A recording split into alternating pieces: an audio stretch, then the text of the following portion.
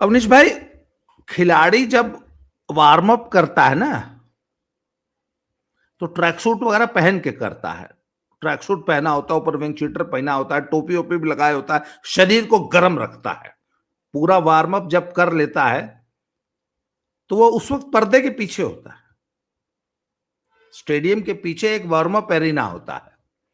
पर जब तैयार होके आता है, तो जब मैदान में जब परफॉर्म करने उतरता है, तो ट्रैक सूट उतार देता है।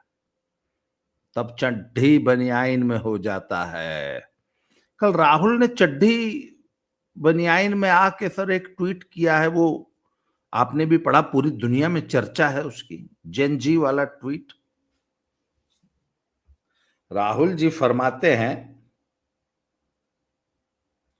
गौर फरमाइएगा, देश के युवा, देश के स्टूडेंट्स और देश की जेनजी, ये पहली 3 लाइन है। चौथी लाइन में लिखते हैं, संविधान को बचाएंगे, लोकतंत्र की रक्षा करेंगे, वोट चोरी को रोकेंगे। 5वीं लाइन है, मैं उनके साथ हमेशा खड़ा हूं।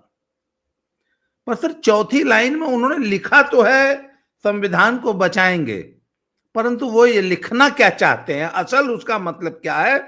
वो कहते हैं कि देश के युवा, देश के स्टूडेंट्स, देश की जेनजी देश को जलाएंगे। जहां संविधान को बचाएंगे है ना, वहां पढ़िए देश को जलाएंगे। और जहां लिखा है कि लोकतंत्र की रक्षा करेंगे, वहां है लोकतंत्र को धता बता के तख्ता पलट करेंगे और मुझे पीएम बनाएंगे। सर, जेनजी जो टर्म उन्होंने यूज किया है, उसको देख के नहीं लगता कि वो सचमुच, हम लोग तो 1 साल से कह रहे हैं कि बांग्लादेश बनाने का प्लान है। अब बांग्लादेश टर्म नहीं है, अब नेपाल। भारत को नेपाल बनाने का प्लान जो है राहुल गांधी का, आज राहुल गांधी ने स्पष्ट बता दिया सर। जी बिल्कुल बाबा जी, सबसे पहले आपको प्रणाम, सभी दर्शकों को भी राम राम। सर अरे, आज तो हम फॉर्मेलिटी करबे नहीं किया। कोई बात नहीं, हम दर्शकों कर को दिया। प्रणाम। हाँ, आप दर्शकों कहिए, हम प्रणाम, कहे, मेरा अपना ही नाम। घर है साहब, अपना ही घर समझिए। हाँ, ऐसा जी नहीं। जी जी। सर, जावेद अख्तर चचा का एक शेर मुझे याद आ रहा है, नर्म अल्फाज, भली बातें, मुहज्जब चेहरा। नर्म अल्फाज, भली बातें, मुहज्जब चेहरा, पहली बारिश और सब रंग उतर जाते हैं। आपने कहा हम लोग 1 साल से, और कल शाम को ऐलान नहीं किया राहुल गांधी ने, जब वो हाइड्रोजन के नाम से पता नहीं क्या कर रहे थे, उसी समय उन्होंने कहा, जब एक पत्रकार ने पूछा कि आप सुप्रीम कोर्ट जाएंगे, उन्होंने कहा कि संविधान बचाना हमारा काम थोड़ी ना है। राहुल कह चुके हैं दोपहर में, सुबह ही, कि संविधान बचाना उसका काम नहीं है। वो संविधान की ऐसी तैसी करने के लिए पैदा हुआ है, अगर उसको आप विपक्ष में रखेंगे तो। वो साफ इरादा तो दोपहर में कह दिया, शाम को अगले ने और इरादे जाहिर कर दिए, जंजय का नाम लिख के। तो उसके इरादे तो बिल्कुल साफ है। इससे पहले पूरे देश में केरोसिन फैला हुआ है, तीली लगाना है। सर, क्या चाहते हैं वो 52, 54, 55 साल का बूढ़ा? अब क्या मतलब छाती फाड़ के दिखाए कि उसके दिल में जो है वो भारत तोड़ना, भारत की बर्बादी, भारत तेरे टुकड़े होंगे लिखा है? ये तो सरकार सोचे ना, ये एजेंसियां सोचे ना। और एक चीज और बताऊं, एजेंसियां सरकार सोचे, उसी के साथ साथ इस देश में न्यायपालिका है, वो बात बिना बात के बड़ा स्वतः संज्ञान लिया करती है। भगवान विष्णु के खंडित मूर्ति को पुनर्स्थापित करने की अगर कोई भक्त याचिका डालता है, वो बात बिना बात पर संज्ञान ले लेते हैं कोर्ट साहब। भाई साहब, एक आदमी नेपाल कराना चाह रहा है मिलाड, स्वतः संज्ञान लेंगे? कब लेंगे? किस दिन के लिए हैं आप कस्टोडियन? इस देश के संविधान के। वो कह रहा है, लीडर ऑफ अपोजिशन इस देश का, कि लोकतंत्र बचाना हमारा काम नहीं है। वो इस देश में गृह युद्ध शुरू कराने की बिगुल फूंक चुका है भाई। कोई तो सुनो, कोई पुलिस सुनो, किसी स्टेट की पुलिस सुनो, भारतीय जनता पार्टी के विधि प्रकोष्ठ के दुनिया भर के तुम जो ज्ञानी विज्ञानी वकील बैठे हो, तुम लोग सुनो भाई, वो देश जला रहा है, वो शुरू कर चुका है। उसने कल शाम को बोल दिया। मैं तो अभी तक आश्चर्य में हूं कि उसके बोलने से भारत के किसी प्रदेश में, किन्हीं शहरों में अभी उतरे नहीं लफंगे। भाई उसके पास एक पूरी मजहबी भीड़ है भाई, जो भारतीय जनता पार्टी और भारत से नफरत करती है, जो इस देश के सनातन से नफरत करती है, इस देश को जलाना चाहती है, इस देश में दंगा फैलाना चाहती है। शाहीन बाग वो करके बैठी है। वक्फ के अभी अभी इंटरिम फैसला आया है, उसके पास तमाम वजह है, उसने हाँक दिया है भाई। मैं तो ये नहीं समझ पा रहा हूं कि उनको क्या हो गया है, वो क्यों नहीं सुन रहे हैं। मैं आश्चर्य में हूं, सही बताऊं, मुझे तो लगा कि कल रात तक, देर रात तक उतर जाएगी भीड़।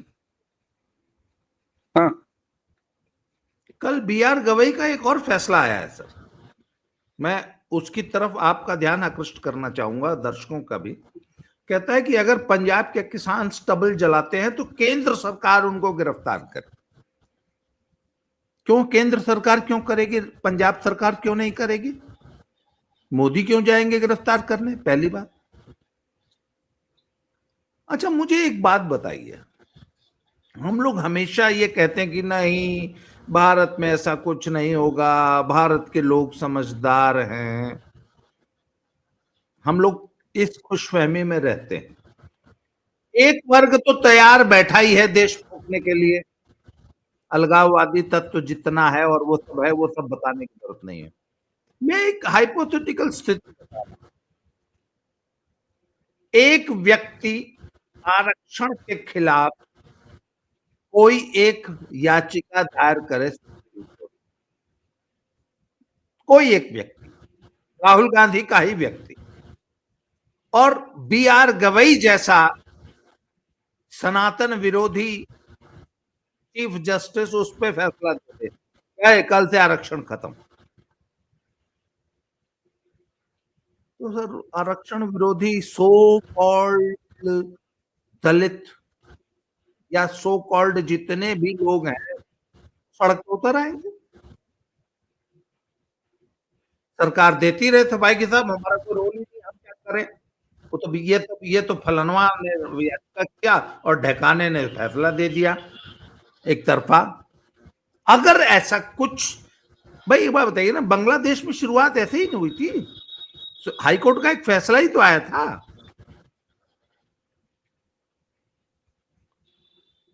ऐसा कुछ मिस एडवेंचर प्लान क्यों नहीं कर सकता राहुल गांधी? एक मैं वैसे ही मतलब सिर्फ एक मेरे दिमाग में एक बात आई कि कुछ लाख लोगों को सिर्फ सड़कों पे ही तो उतारना है, एक बड़ा अच्छा एक तरीका ये क्यों नहीं हो सकता? या जैसा कि सुप्रीम कोर्ट कह रहा है कि पंजाब में जाके मोदी जो है किसानों को अरेस्ट करे। सर ये बहुत गहरे डिजाइन्स लग रहे हैं मुझे तो। जी जी बाबा जी, सबसे पहले तो बेहद गंभीरता से मैं कहूंगा, आप ये जो नए आइडियाज और हाइपोथेटिकल सिचुएशंस की बात कर रहे हैं, मुझे लगता है कि कहीं ना कहीं ये गैर जिम्मेदारी वाली बात है, इसको नहीं करना चाहिए। इस तरह की चीजें ठीक है, बातचीत करने के लिए, तमाम एंगल क्रिएट करने के लिए ये बात ठीक है, लेकिन आपको नहीं लगता मैं लोगों को आगाह करना चाहता हूं कि ऐसा किसी भी बहाने से उतर सकते हैं ये लोग, ध्यान रखना। ठीक है, लेकिन उसी के साथ साथ आपको नहीं लगता कि आपने सुरागकशी कर दी है इस तरह के आइडियाज देके? हमें लगता है, सुन लीजिए, मैं नहीं मानता कि आप लोग, मेरे ही पास है और बहुत लोगों के पास होते हैं आइडियाज, ऐसी बात नहीं। ठीक है, आइडियाज बहुत सारे लोगों के पास होते हैं, बिल्कुल बहुत सारे लोगों के पास होते हैं। देखिए दूसरी तरफ आइए, मैंने अभी जो एक बात कही, देश तोड़ने और फूंकने पे तो ये लोग पीएचडी करके बैठे हैं, ऐसे 1000 आइडियाज होंगे इनके पास। जी ठीक, बोलूं सर? जी जी देखिए साहब, अभी जब मैंने जब आपने रोका था उसके ठीक पहले मैं यही बात तो कह रहा था कि मुझे आश्चर्य हो रहा है कि कल जब इस आदमी ने दोपहर में अपने इरादे जाहिर कर दिए, खुल के कह दिया, कल शाम को जैन जी का आह्वान कर दिया एक तरह से कि आओ देश जलाओ, उसके बाद मैं आश्चर्यचकित हूँ कि अभी तक जिस समय हम बात कर रहे हैं, ये वीडियो दोपहर के 12 बजे के आसपास आज रिकॉर्ड हो रहा है और अभी तक कहीं से कोई ऐसी सूचना नहीं आई। मैं आश्चर्यचकित हूँ और यहीं से मेरी वो आपके शब्दों में खुशफहमी निकल के आती है कि इस देश में जरा ये संभव नहीं है। क्यों नहीं संभव है मैं बता रहा हूं। बार बार एक ही चीज दोहराता हुआ नजर आऊंगा, लेकिन वो दोहराना आवश्यक है क्योंकि सत्य का जवाब एक ही होता है, 50 ठो नहीं होता है। और सच जवाब ये है कि इस देश ने 2014 में वो क्रांति कर दी है भाई, वो हो चुका है। और एक राजनीतिक नेतृत्व थाली बजवा लेता है करोड़ों लोग से, जनता कर्फ्यू लगवा लेता है करोड़ों लोग से, तो अगर एक लीडर ऑफ अपोजिशन इस तरीके से आवाहन कर लेता है तो आप क्या समझ रहे हैं, दूसरा पक्ष बिल्कुल शांत होकर बैठा हुआ है, एक आवाहन के बाद फिर क्या होगा, क्या होगा मुझे बताइए। लेकिन एक देश जलाने पर उतारू है, दूसरा ये नहीं चाहता कि सड़कों पर इस तरह की अराजकता हो। इसलिए सबसे अंत में कोई उतर के तो देखे सड़क पर, आपको बदला हुआ रूप दिखाई देगा। ऐसा नहीं है कि मुझे कोई बताता है या किसी ने बताया है, लेकिन जैसे हम लोग कहते हैं ना, एनफ इज एनफ, बहुत हो गया साहब, तो ये जिम्मेदार भी सोच के बैठे हुए हैं बहुत हो गया साहब, ऐसा नहीं है।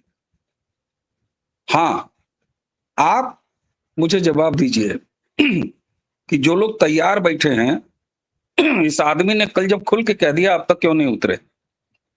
दूसरी चीज, किसी भी गंभीर व्यक्ति द्वारा कांग्रेसी पालतू मजदूरों के अलावा किसी भी और गंभीर व्यक्ति द्वारा, मैं कहता हूं किसी मजहबी लीडर द्वारा भी एक भी ऐसा स्टेटमेंट आप बता दीजिए, एक भी एक ऐसा प्रोवोकेशन आप बता दीजिए। इसका मतलब है कि वो भले तोड़ने के लिए तैयार बैठे हैं, लेकिन राहुल गांधी के सीटी बजाने पर वो भीड़ नहीं निकले। ये आदमी पूरी तरीके से असफल है। यह भारत की एकता अखंडता का राग लेके जी रहे राष्ट्रवादी और सनातनी जनता के नजरों से तो उतर ही चुका है। ये खुद अपने गिरोह में भी अब उस लायक नहीं बचा है कि इसके सीटी बजाने से कोई बाहर निकल जाए, वरना तो हो जाना चाहिए ना सर, वरना तो हो जाना चाहिए।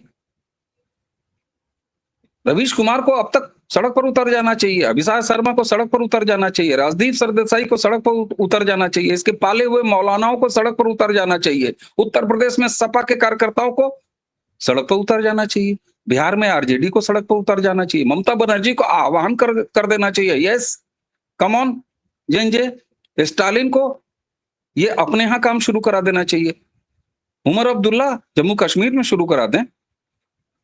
ये तो हो जाना चाहिए ना सर, क्यों नहीं हो रहा है, क्यों नहीं हो रहा है। मैं तो ये पूछना चाहूँ, मैं जवाब खोज रहा हूं, क्यों नहीं हो रहा। मैं आश्चर्य में हूं क्योंकि हर दूसरा आदमी ये कह रहा था कि ये आदमी करा देगा, ये करा देगा। मैं भी कह रहा हूं कि इसको पप्पू मत समझिए, ये करा देगा, करा देगा। अब तो मेरी समझ में नहीं आ रहा है कि ये हो क्यों नहीं रहा। I think they are ये पूरी waiting रात for the बीत, right moment. They could be अरे waiting for the right moment. सही मौके की अरे तलाश में। कौन सा मौका, कैसे निकलेगा। इसने कह दिया, अब इसके बाद क्या करेगा ये। आप हाइपोथेटिकल सिचुएशन को बतियाने के धनी है, मैं आपसे जानना चाह रहा हूं अब ये क्या करेगा, कब उतरेगी भीड़, क्यों नहीं उतर रही है भीड़। वो जेंजे कहां है सर। भारत का अधिसंख्य नकारात्मक और मजहबियों को छोड़ के इस पूरे कॉन्सेप्ट को डिसोन कर चुका है। वोट चोरी को जिस तरीके से बिहार ने डिसोन कर दिया है, ये थेथर अकेला घूम रहा है, इसके आगे और पीछे 2-4-10 थेथर हैं। इसको स्टालिन जैसे लोगों ने सीरियस लेना छोड़ दिया है। ममता बनर्जी इसके बहकावे में नहीं आ रही, अखिलेश यादव इसको ओन नहीं कर रहे हैं, तेजस्वी इसको ओन नहीं कर रहे हैं। तेजस्वी ने परसों बोल दिया है कि मैं 243 पूरी सीटों पर लड़ूंगा। ये अलग बात है कि बार्गेनिंग चल रही हो। राहुल गांधी अपनी हैसियत खो चुका है। और यही फ्रस्ट्रेशन उसका था कि कल उसने खुल के कह दिया है कि लीडर ऑफ अपोजिशन होने के नाते मेरा काम ही नहीं है लोकतंत्र बचाना। वो हार चुका है, वो एक हारा हताश व्यक्ति है। वो भारत को जलाने की लड़ाई हार चुका है, मैं आपसे कह रहा हूं। वो पूरी तरह 5 मिनट में उसका हाइड्रोजन बम फुस हो गया। 5 मिनट लगा ना, 5 मिनट, खत्म हो गया। सर, उसने देश को तोड़ने की जो सुपारी बाहरी शक्तियों द्वारा लिया है, उस सुपारी की मजबूरी में वो पर्चे हल कर रहा है, लेकिन वो देश से हार चुका है। वो चुनाव ही नहीं, वो देश से हार चुका व्यक्ति है। तो उसने कल एक बात कही कि नहीं नहीं, ये तो अभी हाइड्रोजन बम नहीं है, हाइड्रोजन बम अभी दिखाऊंगा मैं। अच्छा, 2 बार ये भेड़िया वाला काम हो गया। पहले बार तो फिर भी क्यूरियोसिटी थी लोगों में जब वो महादेवपुरा वाला कर्नाटक वाली सीट का था, कल तो कुछ था ही नहीं। तो अब आगे जब वो तीसरी बार जब मजमा जुटाएगा तो लोग, आपको लगता है कि आएंगे? या तीसरी बार इसकी प्रेस कॉन्फ्रेंस को लेके, कल भी हम लोग को क्यूरियोसिटी थी कि देखें भैया कौन सा हाइड्रोजन बम पर। आपको याद होगा, आपने जब मुझे फोन किया मैंने कहा अरे सुना आपने कुछ, क्योंकि मैं वॉक पे गया था। अगली बार जब ये, अगर इसने कभी हाइड्रोजन बम के लिए तीसरा मजमा जुटाया, क्या रिस्पॉन्स होगा उस वक्त? अच्छा, कल नेशनल मीडिया ने भी इस इवेंट को कोई बहुत ज्यादा महत्व नहीं दिया है। जी सर, ये बताइए, इसने जब पहली बार कहा कि मैं बोलूंगा संसद में तो भूकंप आ जाएगा, बोला था ना। उसके बाद एटम बम फोड़ा था, उसके बाद ये हाइड्रोजन बम का टेस्टिंग कर रहा था कल। अभी तक किसी ने इसके बोलने से कुछ हुआ? आप बताइए ना मुझे। 5-7 वीडियो हम लोगों ने बना लिया होगा, प्राइम टाइम में टीवी चैनलों ने शो कर लिया होगा। इसके जो इकोसिस्टम के हैं, उन्होंने कुछ कंटेंट बना के अपना भोंग भाग लिए होंगे। इसके जो प्रवक्ता हैं स्तरहीन, जो कि इसी तरीके से ये खुद है बीमार है, इसने अपने लोगों को भी, जो इसके आसपास बचे हैं, उसको भी बीमार कर लिया है, भाषा के स्तर पर, तहजीब के स्तर पर। उनके टीवी पैनलों में बैठ के चिल्लाने के अलावा कहीं कुछ हुआ? और कल तो नेशनल मीडिया ने, आपने बिल्कुल सही कहा, उन्होंने भी सीरियसली नहीं लिया। आप ये बताइए, इसके साथी विपक्ष के वो इसकी बात को सीरियस नहीं ले रहे, नेशनल मीडिया सीरियस नहीं ले रहा, जो राष्ट्रवादी कंटेंट क्रिएटर्स हैं वो नहीं इसके बात को भाव दे रहे हैं, जनता इसके कहने से उतर नहीं रही है। वही तो मैं पूछ रहा हूं कि इसका क्या हो गया है? ये हताश, निराश, हारा हुआ व्यक्ति। किसी को हारते हुए भी देखते हैं ना भाई। कोई तो ऐसा दिन आएगा जब कोई आदमी हारता हुआ बरामद हो जाएगा, दिखाई देगा हमको, आपको। ये दिखाई दे रहा है सर, ये हो जाएगा कुछ दिनों बाद। यही हम लोग कहेंगे कि वो देखो ये तो हार ही रहा था, ये तो हार ही चुका था। सर, पानी जैसे बाढ़ का पानी, बाढ़ का क्या होता है? जब सर यहां डूब जाएगा तभी बाढ़ आती है, नहीं ना। वो तो इंच दर इंच, सेंटीमीटर पता चलता है ना कि बाढ़ आ रही, आ रही, आ रही, आ रही, खतरे के निशान से ऊपर, वो डूब गया। ये डूब रहा है सर। मैं तो हाथ जोड़ के कांग्रेस वालों से विनती कर रहा हूं, इसको ले जाओ किसी हॉस्पिटल में, भर्ती कराओ, इसका इलाज कराओ भाई। और एक चीज बताऊं सर, एजेंसियां इंतजार कर रही हैं, बड़े कायदे से इंतजार कर रही है। वो सोई नहीं हो सकती। अगर हमको आपको ये बात समझ में नहीं आ रही है तो वो तो समझने का पूरा प्रयास कर रहे हैं सर। मैं अब यही जानना चाह रहा हूं, कोई इकोसिस्टम का आदमी मुझे बताए कि भाई कब उतारोगे, उतर क्यों नहीं रहे? 24 घंटे बीत गए भाई साहब, 24 घंटे बीत गए। तो आपको नहीं लगता कि ये हार चुका है? इसकी हार हो चुकी है, भारत से हार चुका है। ये क्या नरेंद्र मोदी से क्या हारेगा? ये क्या बीजेपी से हारेगा? क्या सरकार से हारेगा? ये भारत से हारा है, भारत से हार रहा है, हार चुका है। इसीलिए मैं कहता हूं सर, इसको अब कोई भाव नहीं दे रहा है, खुद इसके गिरोह के लोग भाव नहीं दे रहे। और अंततः सर, रावण के साथ भी उसके लोग तो थे ना, इसके लोग तो रहेंगे उसके साथ। कल मुझे शर्म आ रही थी, हंसी भी आ रही थी, जब इसके सामने वो बुढ़ा जयराम रमेश से लेके बाकी सब बैठे थे, ऊँघ रहे थे। राष्ट्रगान के नाम पर जिस तरीके की इसने बदतमीजी की है, यही राहुल गांधी है, यही कांग्रेस है। देखिए देशवासियों, दर्शकों, देखिए यही है। इसीलिए मैंने कहा कि नर्म अल्फाज, सही बातें, मुहज्जब चेहरे, पहली बारिश और सब रंग उतर जाते हैं। अब इसके लिए पहली बारिश आई है 2019 2014 में, जब सरकार इसकी नहीं रही तो इसको लगा 5 साल में आ जाएगी। 19 के बाद ये पगलाना शुरू हुआ, इसके अंदर सिम्टम आने शुरू हुए पूरे कांग्रेसी इकोसिस्टम के अंदर और इस लड़के के अंदर, अधेड़ के अंदर। लेकिन 2024 में जब ये हो गया, तब इसको दौरे पड़ने लगे कि 5 महीने में सरकार गिरा दूंगा, 6 महीने में सरकार, ये दौरे थे। और अब ये पूरी तरीके से पागल हो चुका है। मैं गारंटी से कह रहा हूं, अब ये पूरी तरीके से पागल हो चुका है। अच्छा, एक चीज और सर, उखड़ना अब इससे कुछ नहीं है। तेजस्वी ने वोट चोरी वाले पूरे शगुफे को त्याग दिया। 3 दिन से त्याग दिया वो वो। बिहार अधिकार यात्रा पे घूम रहा है। इंडिया हाँ, अलायंस के बाकी घटक दलों ने मोर और लेस इसको लिया ही नहीं था सीरियसली। हाँ, एक दो बार जो है फॉर्मेलिटी वाले बयान देके, एक आदमी अखिलेश यादव जरूर दिख रहा था, जो कि कुछ शांत दिन है। इस एजेंडे को लेके चला है, अभी भी शायद चल रहा होगा। या अखिलेश यादव के सामने भी समस्या है कि उसको भी सरकार का विरोध करने के लिए उसके पास भी मुद्दों का अभाव है। तो चलो एक फर्जी मुद्दा ही सही। बिल्कुल। सर, जिस तरीके से ये इंडिया अलायंस में अलग थलग पड़ा है और इसके माथे पे एक और फेल, भाई आपने वोट चोरी का एक मुद्दा उठाया जिसको देश ने रिजेक्ट कर दिया।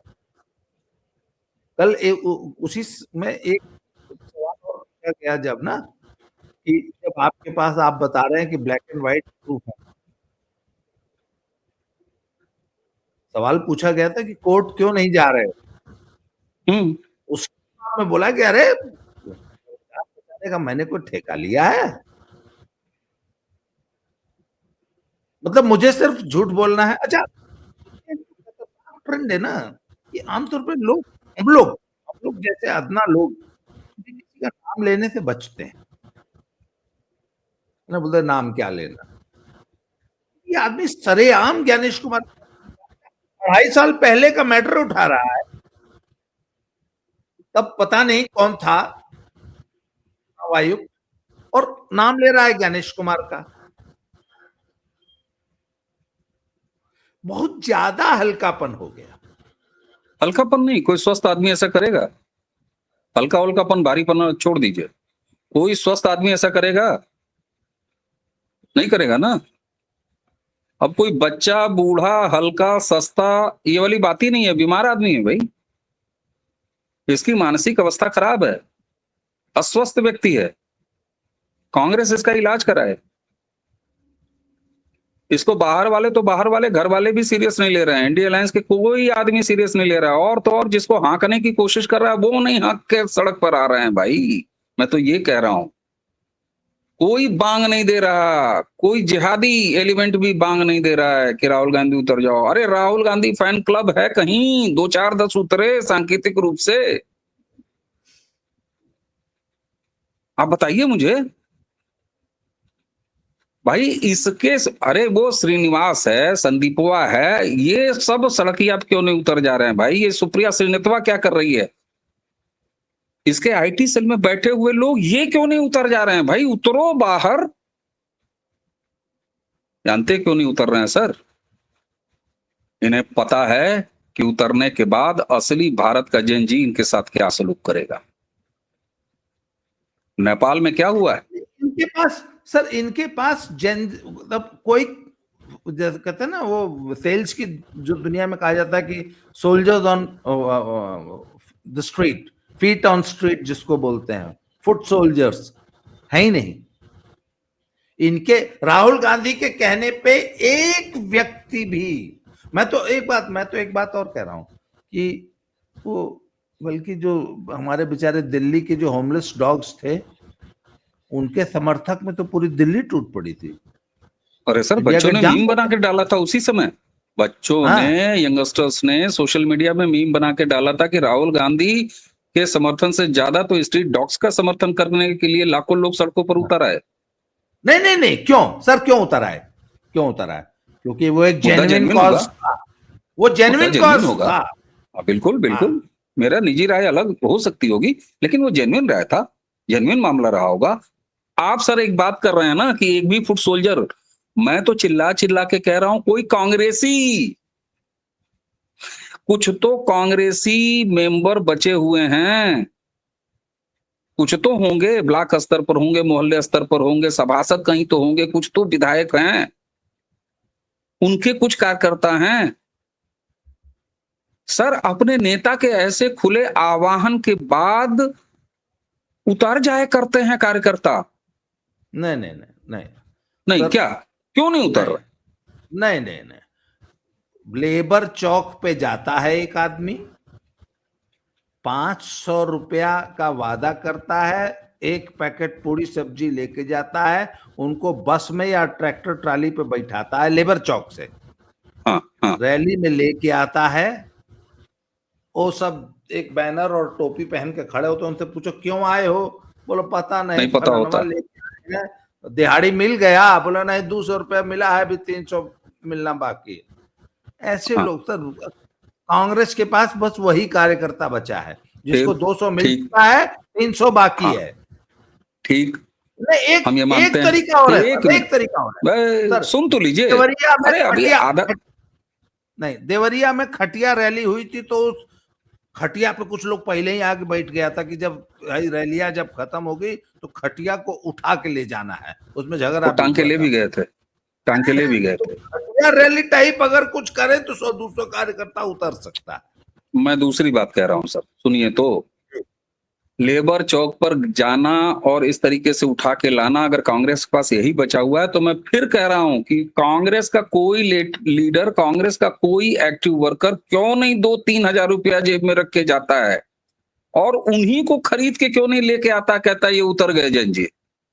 आप मुझे ये बताइए, ये कूलियों से मिलने जाता है तो अपने लोगों को प्लांट करता है ना, 10,000 के जूता पहने हुए नजर आ जाते हैं, हाँ सोशल हाँ, मीडिया पे जो खुल जाते हैं। जी बिल्कुल आप बिल्कुल। बताइए, ये काम ये कर चुका है ना, इसकी टीम ये काम करती है ना। मैं ये कह रहा हूं स्वतः फूर्त नहीं, इसके आदेश पर ही क्यों नहीं उतर रहे हैं? मैं देखना चाहता हूं कितनी जल्दी उतर जाएं। सर मुझे एक और एक चीज चीज और सुनिए लगती है, सर, और एक चीज सुनिए पार्टी सर, में बहुत से लोग, एक मिनट, बहुत से लोग आशंका व्यक्त करते हैं कि आप जो ये बात कह रहे हैं अवनीश की, जो है जनता इनको बताना शुरू कर देगी, तो यही तो ये चाहता है कि सड़कों पर बवाल हो जाए। उतरो तो। मैं कह रहा हूं सर, देश का मिजाज ये समझ रहा है, इसके लोग समझ रहे हैं, मैं बताऊं आपको। चूंकि उसके हाँ बाद भी ये हाँ, नहीं रोक रहा है, इसलिए मैं कह रहा हूं कि ये उसके पागल हो चुका लोग है। भी समझ रहे हैं। सर मुझे लगता है पार्टी में भी इसको समर्थन नहीं। अरे भाई, लोग समझ रहे हैं कि उतरे अगर सड़क पर तो पड़पड़ा दिए जाएंगे, पीट दिए जाएंगे। हम कहते हैं सर, बिना बात के जंतर मंतर पर तो वहां रेडीमेड लोग मिलते हैं, आपको पता है ना। जंतर मंतर पर आप चले जाइए, 2 गाड़ी लेके पानी का कैरेट उतार दीजिए, 50 लोग वहां इकट्ठे हो जाते हैं दिल्ली में। बहुत से अच्छे लड़के मौज लेने जाते हैं, खाली रहते हैं स्टूडेंट, चल यार कोई तो आएगा साला, उसकी भीड़ में शामिल हो जाएंगे, साला पानी मिलता है, खाना मिलता है। मैं कह रहा हूं सांकेतिक रूप से ये जंतर मंतर पर, और छोड़ दीजिए, कम से कम 500 के लगभग मीडिया वाले, वो जो पालिका बाजार है ना, उसके आसपास मंडराते रहते हैं, वहीं कई शो चलते रहते हैं। वहां भी क्यों नहीं, मैं इंतजार कर रहा हूं आज शाम का। मैं बहुत कम खोजता हूं, लेकिन खोज के देखूंगा। सर 100 बात की एक बात, इसको घर वाले, इसको बाहर वाले तो बाहर वाले, घर वाले भी नहीं पूछ रहे। ये व्यक्ति बीमार हो चुका है। वीडियोस बनाइए, दर्शकों कमेंट करिए, कांग्रेस के हैंडलों को टैग करिए और लिखिए कि राहुल गांधी बीमार हैं, इस आदमी की मानसिक चिकित्सा आप लोग करा लो। इस बूढ़े होते हुए, असफल हारे हुए भारत विद्रोही की जान बचा लो भैया, कांग्रेस वालों प्लीज। ये हारा हुआ व्यक्ति है, इसको भेज दो या तो बाहर, फिर चला जाए ये। नहीं, पर जिस तरीके से इसने जेन जी का कल अपने ट्वीट में जिक्र किया है, उससे ये पैंट्स डाउन, वो अंग्रेजी में एक टर्म है, उसका मतलब मुझे पूरा पता नहीं है, कि ये अपनी पैंट्स उसकी नीचे सरकी हुई थी और ये पकड़ लिया गया। और मेरा उद्देश्य यही है वीडियो बनाने का, कि इस देश की जेन जी को, इस आदमी को पहचान लेना चाहिए कि इसकी असली मंशा क्या है। इसके समर्थकों को इसको पहचान लेना चाहिए कि इसकी असली मंशा मुझे क्या तो है। लग रहा है बखूबी वो पहचान रहा है, मुझे तो लग रहा है बखूबी वो पहचान रहा है। हाँ, और अच्छा एक सर, एक अंतिम बात, बात, और इतना बेवकूफ कोई नहीं होता, सब पहचान कोई नहीं, कोई नहीं, सब पहचान रहे हैं। और एक अंतिम बात, हाथ जोड़ के कह रहे हैं सरकार जी, लोगों सचेत रहिए, हमें उम्मीद है सचेत होंगे आप, और पहली नजर में जो निकल के आए उसको कायदे से समझाइए, हमें उम्मीद है आप भी अपना काम समझ रहे होंगे, क्योंकि इसने हाँक दिया है। भला हो इस देश का, और इस देश में आई हुई राष्ट्रवादी क्रांति जो 2014 में थी, कि लोगों का मन भरा हुआ है, देश सही रफ्तार में जा रहा है, लोग संतुष्ट हैं, मुट्ठी भर जो एलिमेंट हैं वो भी जान रहे हैं कि इस देश में चुनाव से ही कुछ हो सकता है। उनको भी पता है कि हमारे कुछ चल नहीं रही, हमारा वोट बैंक कुछ चल नहीं रहा है। और इस निखुरखा को, भोजपुरी में ध्यान लीजिएगा, वो निखुरखा एक शब्द होता है, इस निखुरखा को कोई पूछ नहीं रहा है, लेकिन आप लोग तैयार रहिए। और थोड़ा-सा तो मुझे लगता है कि मुकदमे क्यों नहीं डाल रहे हैं भाई, ये बीजेपी का ये लीगल प्रकोष्ठ वगैरह क्या कर रहा है? ये सब या तो इंस्ट्रक्शन होगा कुछ, हमको नहीं समझ में आ रहा है। लेकिन हम इंतजार करेंगे, लगातार इंतजार कर रहे हैं कि कोई तो उतरे, और ये संतोष की बात है। ये आदमी खतरनाक है, पागल हो चुका है, एक खतरनाक पागल खुला घूम रहा है। कांग्रेस वालों, इसके प्राण की रक्षा करो, इसका इलाज कराओ। तब से कह रहा हूँ इलाज कराओ, प्राण की रक्षा करो, ये इसके इलाज हाँ, कराओ। He needs psychiatric treatment. ये तो उस लेवल का हो चुका है, वो जंजीरों में नहीं बांध के रखा जाता है, उस टाइप का हो गया है। बिल्कुल। इसके ना यहाँ पे वो एक मशीन लगा के बिजली का झटका देते हैं, उससे आदमी शांत होता है। अच्छा,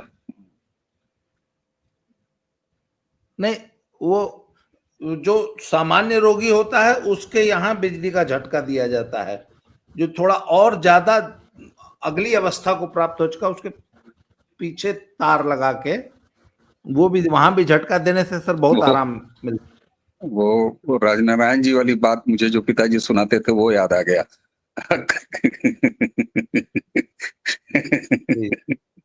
जनता पार्टी की सरकार थी, दर्शकों आधा मिनट लगेगा, जल्दी जल्दी रपेट देता हूँ। जनता पार्टी की सरकार थी, मोरारजी प्राइम मिनिस्टर, राजनारायण बिजली मंत्री थे।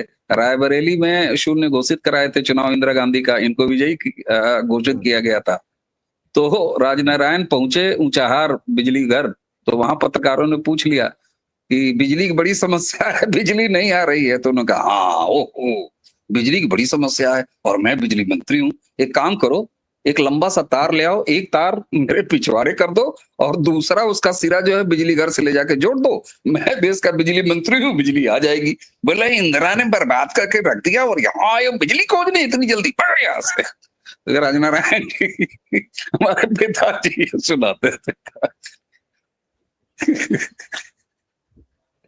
तो इसी बिजली प्रोडक्शन के इस नए फॉर्मूले के साथ ही आज की इस चर्चा को अब यहीं समाप्त करते हैं। आगे दोबारा किसी नए विषय पर बात होगी। राम राम जी, जय श्री राम।